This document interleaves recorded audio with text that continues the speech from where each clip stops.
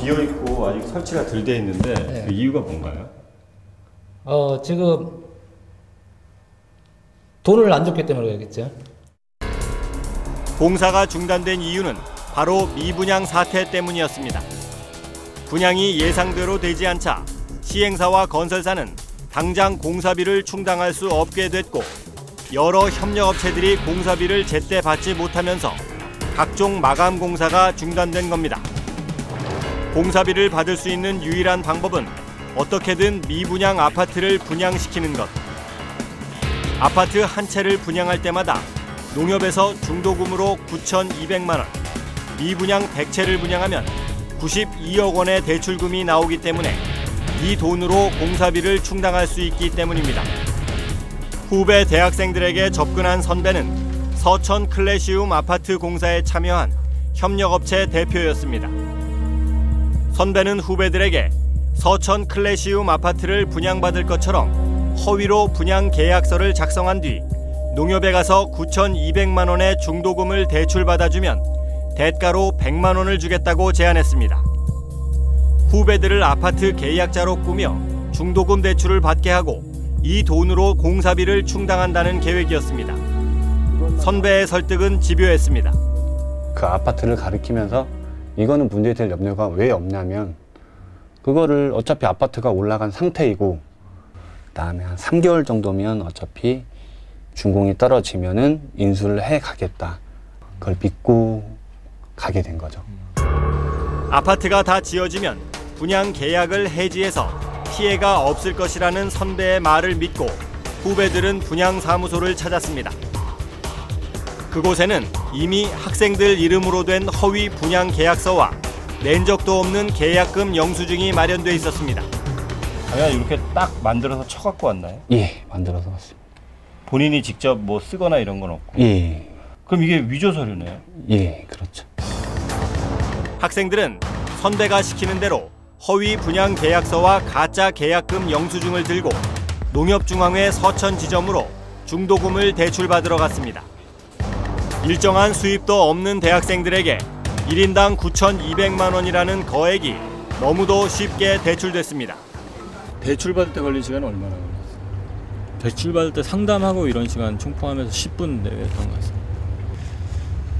집이 어디십니까? 무엇 때문에 이곳에 집을 마련하시려는 목적이 있으십니까? 이런 목적들 물어보시고 뭐 구체적으로는 더 이상 물어보신 거 없으시고요.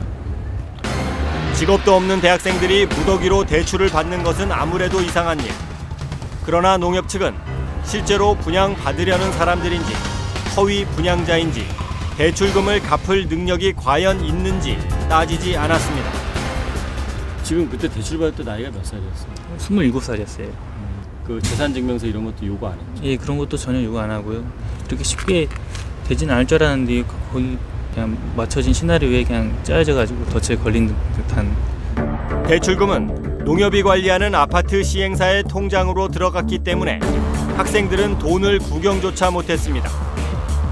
대신 사례금 100만 원이 입금됐습니다. 김태경 씨 등 학생들이 뭔가 이상하다고 느낀 건 그로부터 3개월 뒤였습니다. 학생들의 집으로 농협에서 돈을 갚으라는 독촉장이 날아오기 시작한 겁니다. 중도금 대출 이자 납부를 못하는 상태에서 저희가 이제 금융상 불이익이 받을 수도 있으니까 몇 달만 있으면 분양 계약이 해지될 거라는 선배 말과는 달리 계약은 계속 유지됐고 오히려 대출 원금의 이자까지 눈덩이처럼 불어났습니다. 이자 금액이 지금 제가 지난달에 확인했을 때 1,200만 원 정도로 확인하고 있었거든요. 그럼 1억 1,000만 원 정도를 갚아야 되는 상황입니다. 예, 그렇죠.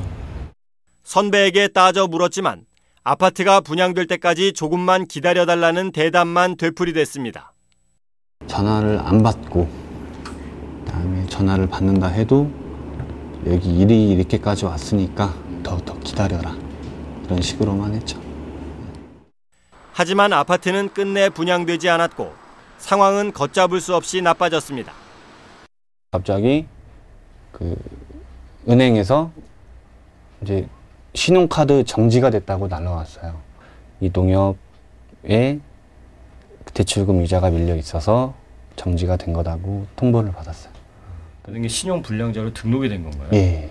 그- 카드도 쓸 수 없고 은행 거래도 할 수도 없고. 분들 핸드폰을 하나 살려도 신용 불량자라고 거래가 안 되더라고요. 그것조차도.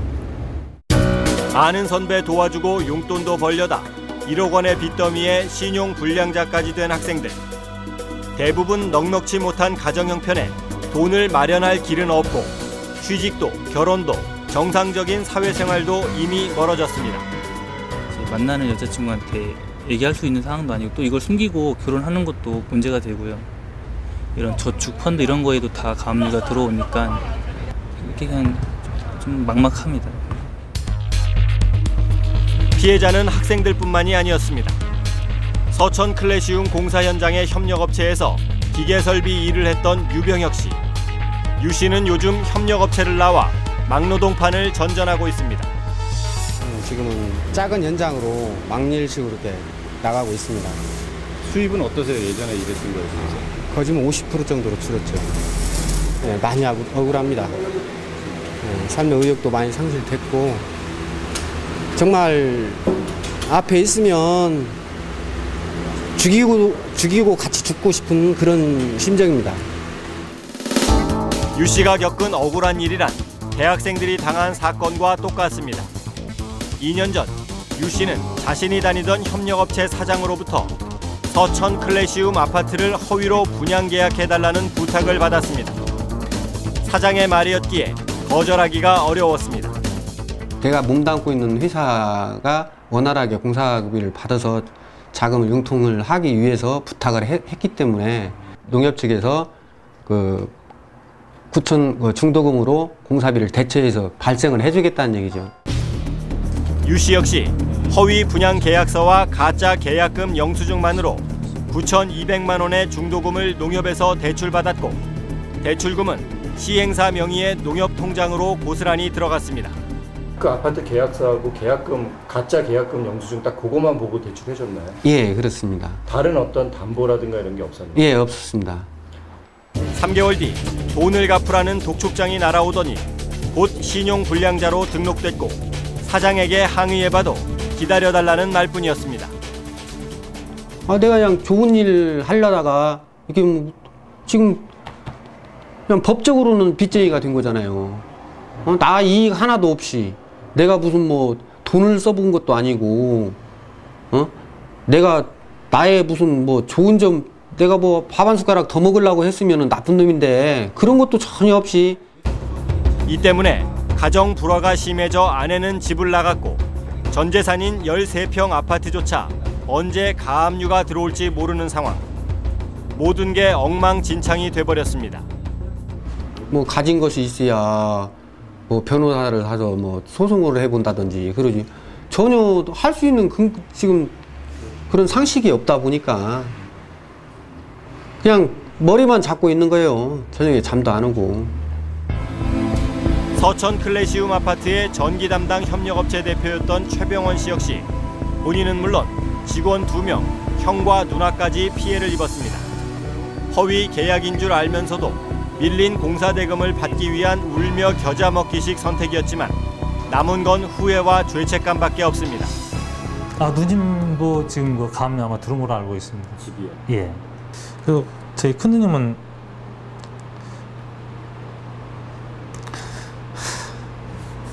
그냥 괜찮다고 어떻게